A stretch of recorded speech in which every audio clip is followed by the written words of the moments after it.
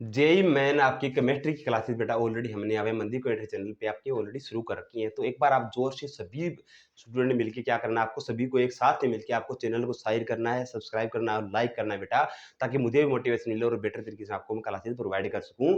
बिल्कुल फ्री आपको free course दिया जा रहा है बेटा मनदीप केमिस्ट्री चैनल के ऊपर। आपका जेईई मेंस केमिस्ट्री का हम लोग कंप्लीट सिलेबस करेंगे। फिजिकल केमिस्ट्री, आपकी ऑर्गेनिक केमिस्ट्री, सरफेस केमिस्ट्री, सभी टॉपिक्स आपके केमिस्ट्री यहाँ पे कवर किए जाएंगे मेरे भाई। आपको करना क्या है, सिर्फ आपको चैनल को लाइक से सब्सक्राइब करना है।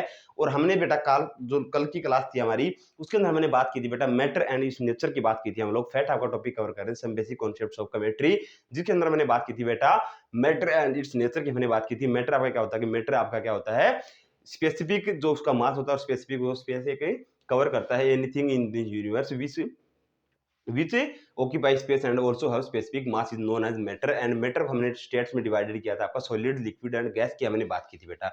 सॉलिड के अंदर आपके पार्टिकल्स होते हैं, वो कंपोज्ड होते हैं, एक दूसरे से बिल्कुल पैक्ड होते हैं, वो उसमें इंटरमॉलिक्यूलर फोर्सेस का ज्यादा होता है। और सॉलिड का आपका स्पेसिफिक शेप होता है, स्पेसिफिक उसकी साइज होती है और उसका स्पेसिफिक वॉल्यूम होता है। जबकि आपका लिक्विड के अंदर आपके पार्टिकल रिवॉल्व करते हैं, अराउंडली रिवॉल्व करते रहते हैं, वो उनके अंदर बिटवीन में इंटरमॉलिक्यूलर जो उनका फोर्सेज है वो बेटा बहुत कम होता है। अगर इंटरमॉलिक्यूलर की फोर्सेज की अगर बात करूँ तो आपके बेटा डायपोल डायपोल और वंडरवॉल फोर्सेज की बात की जाती है। डायपोल डायपोल फोर्सेज आपका होता है बेटा स्ट्रॉन्ग होता है वो, और वंडरफॉल फोर्सेज आपका थोड़ा वीक होता है, वीकर होता है। अब हम बात कर रहे थे बेटा आपकी गैसेज की, तो गैसेज के अंदर आपके पार्टिकल होते हैं वो रिवॉल्व करते हैं इजीली, और उनका स्पेसिफिक ना ही वॉल्यूम होता है ना ही शेप और साइज होती है बेटा। ये हमने बात की, जिस भी कंटेनर के अंदर आपकी गैस को फिल किया जाता है वो कंप्लीटली कंटेनर का स्पेस को कवर करता है। आज का हमारा टॉपिक है बेटा, आज का हमारे टॉपिक की बात करें तो डोल्टन हैज एटॉमिक थ्योरी की हम बात करने वाले हैं। डोल्टन जो साइंटिस्ट हुए थे हमारे, उन्होंने एक एटम के लिए थ्योरी दी थी, डोल्टन हैज एटॉमिक थ्योरी की हम बात करेंगे। डोल्टन हैज एटॉमिक थ्योरी की बात करेंगे कि आपके डोल्टन ने क्या थ्योरी दी थी उसकी बात करेंगे, कि डोल्टन साइंटिस्ट ने एटम के लिए जो थ्योरी दी थी, डोल्टन एटॉमिक थ्योरी उसको बोला जाता है, उसकी बात करेंगे। तो एक बार मंदिर क्रिएटिव चैनल को लाइक सब्सक्राइब जरूर कर लीजिए बेटा, बेल आइकन को प्रेस कर लीजिए ताकि यहाँ से क्लासेस शुरू की जाए वैसे आपको नोटिफिकेशन मिल जाए। अब हम बात करें डॉल्टन एटॉमिक थ्योरी की, तो also the origin of the idea that the matter is occupied composed of small individual particles called atomia. यानी कि आपका एटम क्या होता है, मैटर की बात कर रहे थे हम लोग। मैटर आपका क्या बेटा, मैटर आपका किससे बना होता है, स्मॉल पार्टिकल से बना होता है, स्मॉल इंडिविजुअल पार्टिकल से, स्मॉल इंडिविजुअल इंडिविजुअल पार्टिकल से मिलकर आपका मैटर बना होता है। और ये जो स्मॉल पार्टिकल है बेटा, जो इंडिविजुअल स्मॉल पार्टिकल होते हैं, इनका स्पेसिफिक मास भी होता है और स्पेसिफिक इनका वॉल्यूम होता है। इनकी हम बात कर लेते हैं। तो स्मॉल पार्टिकल की बात करें जिनको बेटा क्या बोला जाता है, एटोमिया बोला जाता है, एटोमिया इनको बोला जाता है। और एटोमिया वर्ड जो है उसी से हमारा क्या बना बेटा, एटम बना है, एटम बना है बेटा। अब हम बात करते हैं कि आपके जो एलिमेंट होते हैं, डिफरेंट टाइप के एलिमेंट आपके होते हैं। मेरे पास में मान लीजिए कि कोई एलिमेंट है, एलिमेंट की बात करूं मैं, मेरे पास में एक एलिमेंट ले लिया मैंने, कार्बन ले लिया, और कार्बन को किससे डिनोट करते हैं बेटा, सी से डिनोट किया जाता है। अब मेरे पास में क्या है, कार्बन के अंदर आपका क्या है कि ये मान लीजिए कि आपका कार्बन ले लिया, और उस कार्बन के अंदर आपके क्या है बेटा, मेनी टाइप आपके क्या है, नंबर ऑफ एटम्स है इसके अंदर। कितने बेटा इसके अंदर, कार्बन के अंदर क्या है बेटा आपका, नंबर ऑफ एटम्स होते हैं। यहाँ पे मैंने क्या बात की, स्पेसिफिक मास होता है एटम का, स्पेसिफिक मास हो गया तो नंबर ऑफ एटम है किसके बेटा, कार्बन के हैं। तो कार्बन के सभी जो एटम है उनका एक स्पेसिफिक मास है, क्या है बेटा उनका, स्पेसिफिक मास होता है, स्पेसिफिक मास होता है। लेकिन क्या है कि कार्बन आपका मान लीजिए कि ऑक्सीजन के साथ में रिएक्शन कर रहा है, किसके साथ में वो रिएक्शन कर रहा है, ऑक्सीजन के साथ में रिएक्शन कर रहा है, और क्या प्रोड्यूस कर रहा है बेटा, वो बना देता है आपका CO2 बना देता है। क्या बना देता है, CO2 कार्बन डाइऑक्साइड बना देता है। तो यहाँ पे आपका कार्बन किसके साथ में रिएक्शन किया, ऑक्सीजन के साथ में रिएक्शन किया।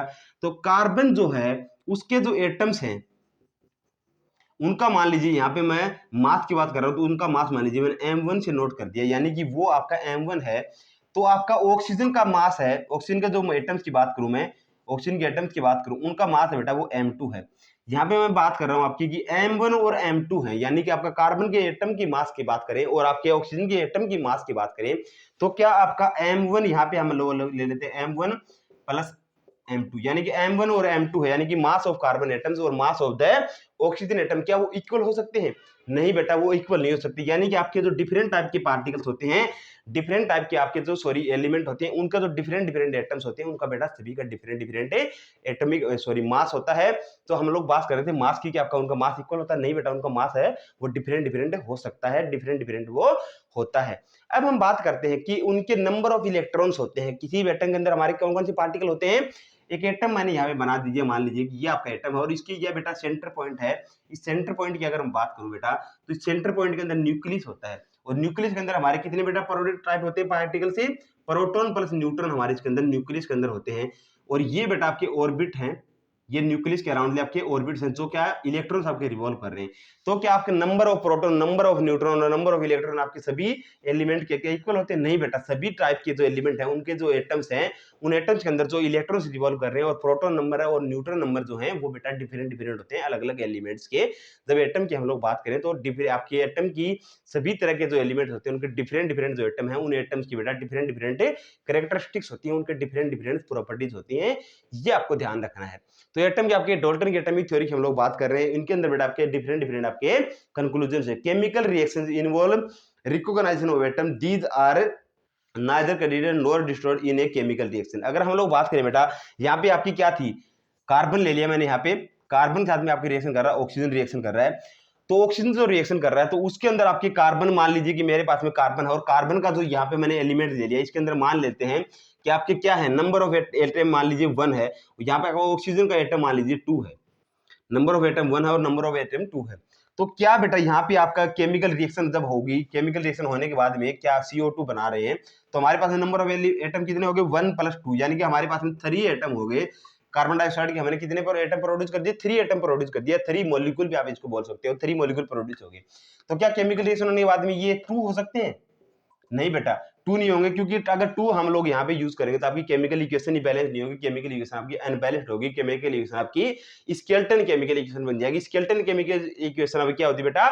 जो आप केमिकल इक्वेशन आपकी इक्वल नहीं होती है, नंबर ऑफ मॉलिक्यूल जो लेफ्ट हैंड साइड आपकी केमिकल रिएक्शन के अंदर और right hand side chemical equation के अंदर इक्वल नहीं होते हैं, तो आपके क्या होते हैं बेटा? नंबर ऑफ मॉलिक्यूल इक्वल नहीं है, तो आपकी वो केमिकल इक्वेशन, केमिकल रिएक्शन आपकी क्या बोल जाती है? स्केलेटन केमिकल इक्वेशन उसको बोला जाता है, स्केलेटन केमिकल इक्वेशन उसको बोल सकते हैं, या अनबैलेंस्ड केमिकल रिएक्शन भी उसको मेरे भाई बोल सकते हैं।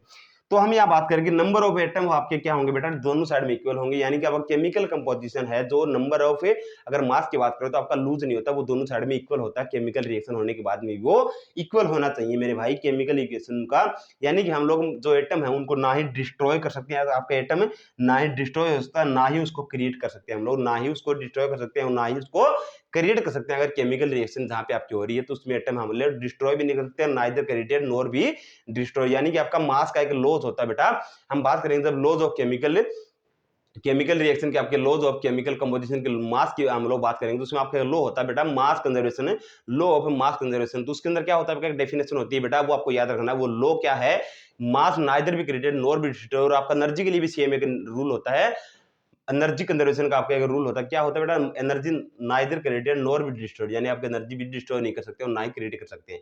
तो सिमिलरली हम बात कर रहे थे एटम की, तो एटम आपके बेटा नाइदर डिस्ट्रॉयड नॉर भी क्रिएटेड आपके एटम्स होते हैं। अब हमारे पास में क्या होता है बेटा? The Dalton atomic theory could explain the laws of chemical combination, यानी कि डाल्टन की एटॉमिक थ्योरी ने क्या एक्सप्लेन किया था? आपका लॉज ऑफ केमिकल कॉम्बिनेशन जो होता है उसको भी आपका एक्सप्लेन किया था। कैसे किया था?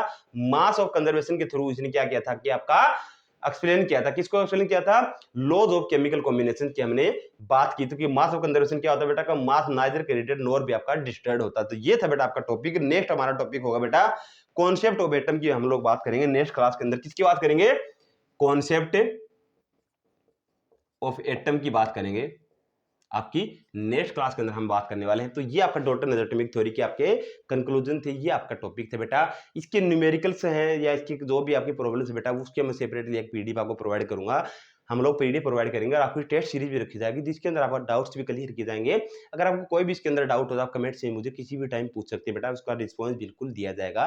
तो मंदिर क्वेश्चन चैनल को लाइक शेयर सब्सक्राइब जरूर कर दीजिए बेटा, भूलना मत इसको, आपको बेल आइकन जरूर प्रेस करना ताकि जैसे यहाँ से क्लास शुरू हो जाए वैसे आपको उसका अपडेट मिलता रहे, आप क्लासेस रेगुलर रूप से ज्वाइन कर सके। तो अभी के लिए बेटा थैंक यू सो मच, मिलते हैं नेक्स्ट क्लास में, तब तक थैंक यू सो मच।